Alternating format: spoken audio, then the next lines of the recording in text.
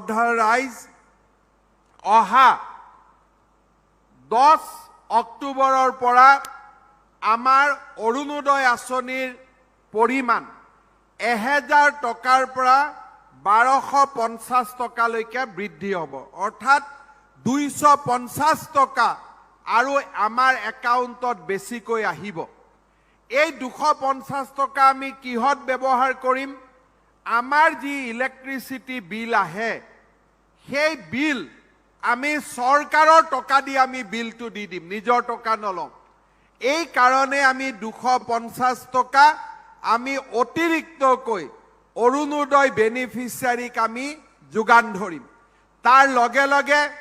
প্ৰত্যেকটো অসমৰ সমষ্টিত আমি নতুনকৈ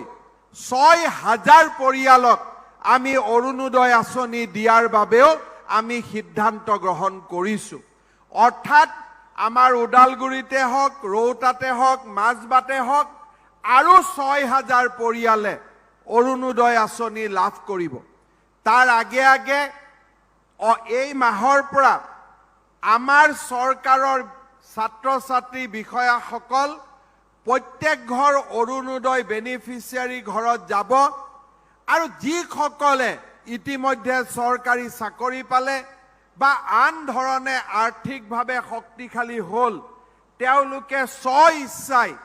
অৰুণোদয় আঁচনি এৰি দিব যাতে আমি দুখীয়া মানুহক অৰুণোদয় আঁচনি আমি দিব পাৰোঁ শ্ৰদ্ধা ৰাইজ প্ৰত্যেক গৰাকী অৰুণোদয় বেনিফিচিয়াৰীৰ পৰিয়ালত এইবাৰ আমি এটা লগো লগাই দিম অৰুণোদয় পৰিয়াল বুলি সবৰে অৰুণোদয় ফেমিলিৰ ঘৰৰ সন্মুখত এখন সাইনবোৰ্ড থাকিব অৰুণোদয় পৰিয়াল আৰু এই অৰুণোদয় পৰিয়ালসমূহে গছ পুলিও ঘৰৰ সন্মুখত ৰূপায়ণ কৰিব লাগিব যে অমৃত বৃক্ষ আৰু অৰুণোদয় পৰিয়াল দেখিলেই যাতে আমি গম পাওঁ যে এইটো অৰুণোদয় পৰিয়াল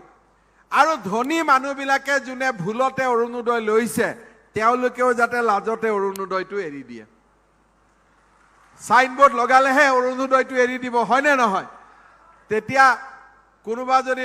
ধনী মানুহৰ ঘৰত অৰুণোদয় সাইনবোৰ্ড লাগি থাকে